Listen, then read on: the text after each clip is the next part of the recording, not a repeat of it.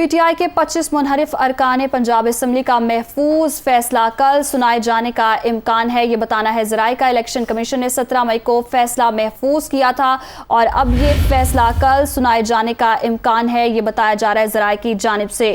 P T I کے 25 منحرف ارکان ہیں جس کے حوالے سے یہ فیصلہ جو ہے محفوظ کیا گیا تھا۔ الیکشن کمیشن نے 17 مئی کو یہ فیصلہ محفوظ کیا تھا اور ابھی کی اطلاعات کے مطابق ذرائع کا بتانا ہے کہ یہ فیصلہ کل سنائے جانے کا امکان ہے۔ اسی حوالے سے تفصیلات جانیں گے محسن اعجاز سے۔ جی محسن، بتائیے گا۔